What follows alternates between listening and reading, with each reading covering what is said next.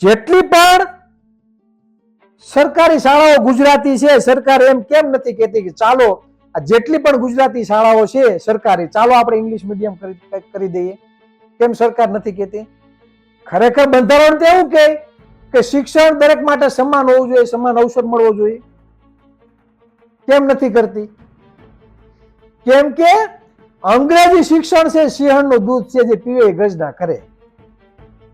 જો આહિર, ભરવાડ, રબારી, ઓળી, ઠાકોર, દેવી પૂજક, સથવારા, હુઈ, હુતાર, મિસ્ત્રી, દરજી, આદિવાસી, દલિત સમાજ કે માઇનોરિટી સમાજના બાળકો શિક્ષણ લેતા થઈ જાય તો એને ખબર પડી જાય કે લોકશાહીમાં જેના સૌથી વધારે મત એનો રાજા.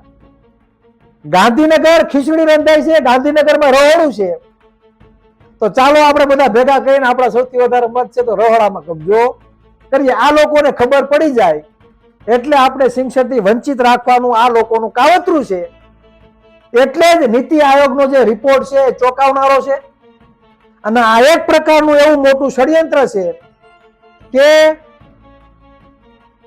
બહુજન સમાજના દીકરા દીકરીઓ શિક્ષણમાં આગળ ના વધે અને તે માત્ર ને માત્ર પછાત રહે.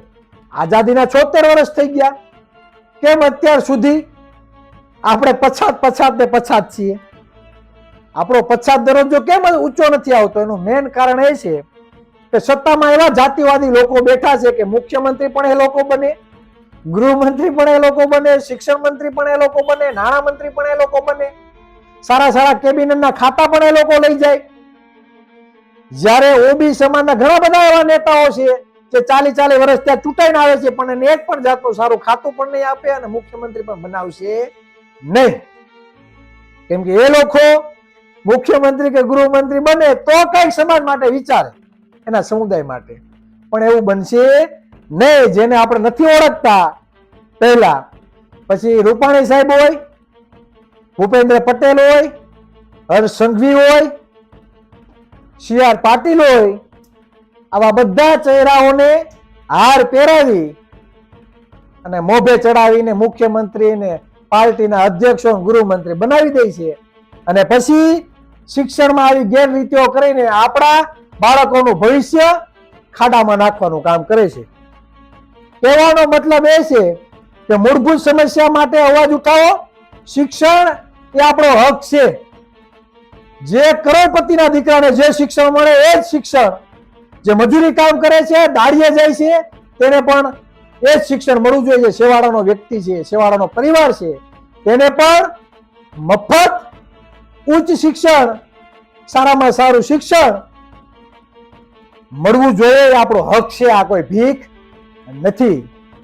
કહેવાનું તાત્પર્ય એ છે કે મૂળભૂત સમસ્યા માટે જાગૃત થાવ. તમે જેને મત આપ્યા છે તેને આ સવાલો કરો. બાકી આ ડફોળ જે આપણી મેથી મારવા વિધાનસભામાં અને સંસદમાં ગયા છે તે તમારું ક્યારે ભલું કરશે નહીં. એના પગના જોડા બદલશે, એની બાયડી બદલશે, એના બાળકો વિદેશમાં ફરવા જશે, એના બાળકો વિદેશમાં ભણવા જશે, એનું બધું બદલશે, પણ તમારું કઈ બદલવાનું નથી. ગૌણ સેવા આયોગમાં જીપીએસસી વર્ગ 1 અને 2 માં જે કૌભાંડો થાય છે, જે જાતિવાદી માનસિકતાના લોકો જ્યાં બેઠા છે, સેટ ક્લાસ 1 થી લઈને ક્લાસ 4 સુધીની જે પણ નોકરીઓ છે તેમાં પણ તમને અન્યાય થાય છે, તો પછી આ શિક્ષણની વાત જ શું કરવી? એટલે ગુજરાતમાં જે મોદીના બણગા મારો છો, જે હિન્દુના ઝંડા લઈને જે ફરો છો, હિન્દુના બાળકો જ ભણે છે સરકારી શાળાઓમાં. હિન્દુના નામે ઘણા બધા સંગઠનો ચાલે છે. આવો મેદાનમાં કે માત્ર ને માત્ર મોદી સાહેબને જીતાડવા માટે, ભાજપને જીતાડવા માટે આ તમારા એજન્ડા છે કે બીજું કાંઈ? એટલે આ વાસ્તવિકતા છે, સમજો. બસ વધારે વાત નહીં કહેતા. આ નીતિ આયોગનો રિપોર્ટ છે, ચિરાગ ઝાલાનો રિપોર્ટ નથી. બરાબર? એટલે આયા કાંઈ કોણીએ ગોળ ચોપડવાનો નથી. જે લોકો મત લઈને બેઠા છે તે ટણપાઓને કહેવા માંગુ છું કે સમાજ માટે અવાજ ઉઠાવો, બાકી ખુરશી ખાલી કરો.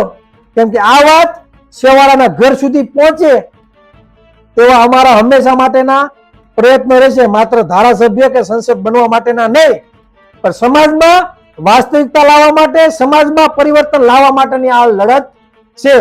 જે પણ મિત્રોને આ વિચારોમાં મેં કહેલી વાતમાં કઈ દમ લાગતો હોય, થોડી પણ સત્યતા લાગતી હોય તો આ વિડીયોને વધુમાં વધુ લોકો સુધી પહોંચાડો. તમારી વાત કોમેન્ટ દ્વારા તમારા વિચારો અહીં રજૂ કરો અને શેવાળાના ઘર સુધી આ વાત પહોંચે તેવા પ્રયત્ન કરો. બસ વધારે વાત નહીં કહેતા ફરી પાછા આપણે મળીશું. જય સંવિધાન, જય ઓબી સમાજ.